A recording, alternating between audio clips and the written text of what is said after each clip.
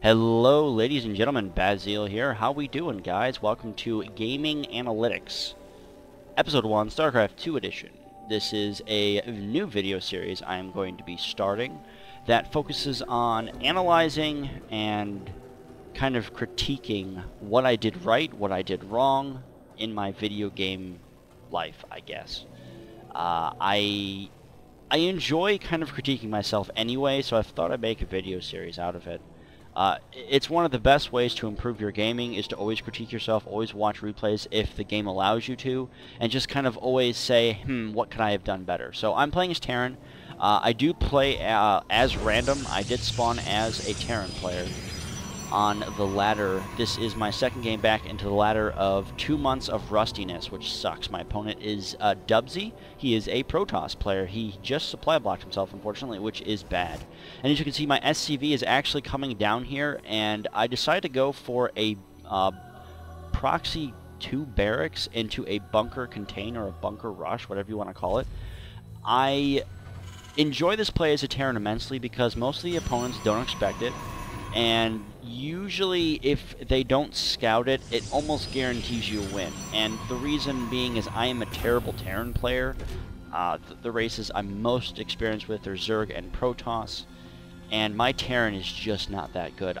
I can get to about the 15-20 minute mark, and after that, I have no clue how to really do drops that well or anything. But, you know, it's something that I'm working on and improving. So just kind of keep that in mind. I'm not the best Terran player, as you will see. I do a horrible job at macroing my Marines, and just, I don't do a very good job at the whole macro thing. So that's okay. It happens. There's nothing really you can do about it. But I do have 1 barracks done, and my opponent still has yet to actually scout. You should always, always scout after your pylon, supply depot, or first overlord goes out. Sometimes if you're Zerg, you want to scout even earlier if you're going to do a 6-pool or some type of rush. Now you notice that I did not actually scout either. If we head on over to the, Dubsy cam, he has no clue what I'm doing, what I have, if I have gas or not, am I going to get some barracks, nothing. So going back to the everyone cam here, where I believe I do actually wait till I have at least 3 Marines, which is a very good thing to do if you're going to be rushing into a Protoss base. 3 Marines usually should be able to kill off 1 Zealot, no problem, because you're able to micro the Marines very easily. And I am going to actually be getting a reactor on this barracks, just because I figured why the hell not. Honestly, there wasn't any reason or rhyme for it. I just kind of did it because I wanted to see if it would work. And that's really all StarCraft is about, is seeing what builds work, what they don't, and perfecting the ones that do, and maybe perfecting the ones that don't to see if they actually do work. So my SCV starts making this bunker, and as you can see, I am not microing my Marines very effectively. This was not set to attack move and attack follow, so unfortunately this Marine finally kicks it, and I am able to take out that Zealot though. But here the Stalker is focusing on my Marines right now, and unfortunately he should have been focused on the SCV. He should have been able to kill that SCV no problem, maybe even pull some probes off the line too, but he let that bunker finish. That's going to be a huge mistake here. As you can tell, he's not quite sure what to actually attack. This Stalker will go down eventually. So the Stalker is down. Now he is down, he has a crap ton of Chrono Boost right now as well. So he really should be using them on the gateway. He just now does. He had about 85 energy, if memory did serve, before he did use that Chrono Boost. So that is 3 Marines into the bunker already, and that's going to be held for this Protoss player to really kind of see if he can actually do anything about it. Unfortunately, I don't think he is going to be able to. This is going to be the death of Dubsy, but and as you can see, he he got a little upset. But you know, that happens. Players do get upset while cheese, and I actually kind of did this build while watching the GSL, kind of a playful banter there in between myself and Dubsy. But this, and you know, pretty much after that, he is pretty much dead there. He doesn't have any pylons to power his buildings. Unfortunately, that wasn't Artosis pylon right there. And so let's actually kind of look back at what I could have done better, and maybe what Dubsy could have done better as well. And yeah, you can tell that I planned this video really well. So let's just watch this on ×2. And let's just watch. Actually, let's watch this on ×4, and let's watch this from my point of view right now. So I set my SCV down there, and I get my supply depot at a fairly good amount of time. I mean, it's not a horrible timing. It probably could have been a little bit better, but I wanted to make sure I had enough for the barracks as well as the supply depot. So I waited a little bit extra just in case I didn't, because I wanted to get out that as soon as possible. I did put out a refinery very early because I knew I wanted to have one of the barracks have a reactor to it. I almost said refinery. Now I'm going to slow it down again. And the reason for this early gas is not only for that reactor, is for in case this rush doesn't actually work, I'm able to go into tech and try and actually, I don't know, do some sort of tech defense, maybe with some siege tanks or whatnot. If you notice, my money is not that high, so I'm spending it pretty well. Unfortunately, this right here, I definitely could have done a lot better. The Zealot chased the... I don't know. I feel that I just could have done this better. I'm not sure how. I think I was macroing the Marines pretty well, but I think I could have done it even better to actually, you know, not lose any Zealot. I should have just been running straight. So, I mean... yeah, there's really nothing else I could have done, and this reactor, I think, really is kind of the key that really kind of helped me push into his base. One of the key factors is I had more units than he did. Now, let's go back just a little bit here. Pause. The Zealot's movement speed is, where are you? 2.25. The Marine's movement speed is 2.25. So, with that being said, since he cannot reach me from here to here, I should have just straight walked this way. Because what ends up happening right here, it slows down even slower here, is, see right here, that turn right there, I definitely should not have made. That is what cost me this other Marine right here. Unfortunately, I mean, it's those really small details in Starcraft where you really kind of have to pay attention to.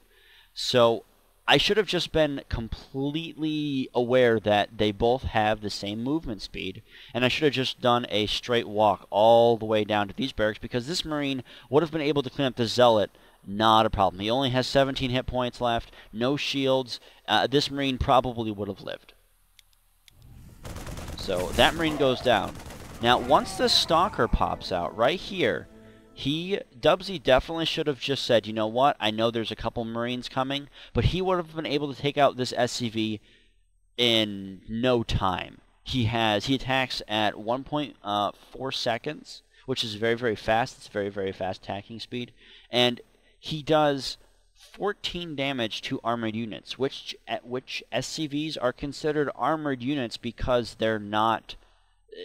Zerg are not considered armored units because they have skin. Roaches are considered armored because they have, you know, the tough skin. Zerglings are not. You know, Bailings are not considered armored because they're squishy. So an armored unit would be an SCV. A Marine is not a armored unit, actually, which is weird because they're in a huge heavy metal suit, but as far as like game statistics go, we're not talking about actual lore. The Marine is considered a squishy unit. So keep that in mind. Whenever you may get bunker rush like this, you will do an extra 4 damage to SCVs with a Stalker. So 14 damage times 2 is almost 30 damage straight out, and that would be able to 2-shot this SCV, if not 3-shot it, just kind of depending on my math. I'm horrible at math, so well, actually 14, yeah, you know what, I believe that this Stalker probably would have been able to 2-shot the SCV no problem, which would happen in the span of all of 2.5 seconds, maybe 3 seconds. So that was really his only mistake, and I think that if he actually attacked this SCV instead of focusing on my Marines, the battle would have been completely won for him. He would have been able to completely defend this attack, and my bunker rush pretty much would have not actually done anything. Again, the Stalker just was really a big downfall. He's not making any units, unfortunately. He is making another unit right now. He's not using his Chrono Boost. He's not warping. I mean, he has 1,000 and some gold. Jeez. Thinking of Warcraft way too much. He has 1,000 and some minerals already, and he's just not using them. So, let's actually also try and remember that this is mainly due to, you know, nerves, and you're like, oh crap, I'm getting cheese, I better just focus on one point of the battle. Because if we go back here just a little bit, and actually let's go back just a little bit more. Come on, go back. Okay, so if we go to his cam right now, currently I'm not in his base. He has his pylon warping in, his zealots out there, he's got his gas, cybernetics core, good. 3 minutes, 50 seconds. I mean, not terrible. I mean, again, guys, I'm not a professional player. I'm not top-end player, so take my build time orders with a grain of salt. But, you know, to have all these buildings out within 4 minutes is generally good. I mean, he definitely has mineral management resource issues because he has almost 500 minerals, and he could be putting out an extra 3 gateways, or putting up a forge and putting out some cannons, or whatever you want to do. Or he can even get some more gas going. He only has 2 in gas right now. So if we kind of take a look at through his camera, he's really focused on just kind of making sure that his base is just kind of okay. He's not really focusing on what's happening over there. I mean, you can see on the minimap that my SCV is already in there. He's not really reacting to a lot of things that he really should be reacting to. And I kind of took advantage of this because I saw, okay, he's not making a unit, and you know, now he is making a unit. He finally uses that Chrono Boost, and in come my Marines, in come that bunker. I'm instantly trying to confuse him, and unfortunately it worked. I mean, he's still sitting at 60-some energy. He's trying to get rid of all my Marines, which is smart. And again, right here, he really should have been focused on the SCV. So, unfortunately, he's focused too much on this battle down here and not focused on that, hey, his Chrono Boost was wasted. There is no other buildings being built right now. He might just be kind of at a loss for words. I'm not really sure what his thought process was, but as far as what he did wrong, his resource management was pretty much the thing that really cost them the game, because he could have had a lot more buildings out, a lot more pylons out, and a lot more units out by the time, even if this bunker did finish. By the time this bunker finished, he could have had, you know, 3 to 4 more stalkers pumping out already, and that would have been able to easily defend my 2 to 3 Marines that were kind of coming out. And by the time he actually had the amount of units needed, I would have been completely screwed, because, you know, Marines don't do that much damage. I mean, if we take a look at it, I have 1, 2, 3, 4, 5, 6, 7, 8, 9, 10. I have 10 Marines in total, and by the time he could have had his buildings out, you know, 3 more extra gateways, he could have had a couple zealots out, a couple stalkers, a couple sentries out by now, and he would have been able to defend his push, you know, way easier than it really should have been. So this kind of tact doesn't always work. But kind of looking at my base too, kind of critiquing a little bit more on my end, is I am really focused on what's going down over here as well. So if he had had some sort of proxy, like right here, or hell, even right down here, or just kind of somewhere close, and maybe he put a pylon here and I didn't know about it, or maybe he snuck in and put some cannons here and started slowly pushing out with cannons, I don't think I would have won the game, because all my resources would have been dead. So as far as me, my whole base management was very, very bad. I was completely focused. If you take a look at my cam, I was completely focused the entire time down here. So it's just, it's something that you really kind of have to watch what you're doing. Especially once this engagement happens, once this engagement here is starting to happen, you need to be able to instantly just go, okay, I know there's stalker coming, I'm going to pull my Marines back, and all these are going to be, rallied to here. I shouldn't have them rallied to there, because then they're just going to walk past the stalker. You know, I do realize that, and thankfully I did rally it to the correct point, but if I had left that rally point right here, I would have not been able to defend the stalker as well. Because once the stalker was able to take out these 2 Marines, then I would have had to walk all these all the way back. And if he had buildings up there, I would have been screwed as well. So it's just little stuff like that. Even if you win a game, you really kind of have to take in consideration, okay, what could I have done better? And it's just it's a lot of just minute details, which suck, because in a game like Starcraft, it is a lot of minute details. So yeah, guys, that was the first episode of Gaming Analytics. I'm never gonna be able to say that word from this point out.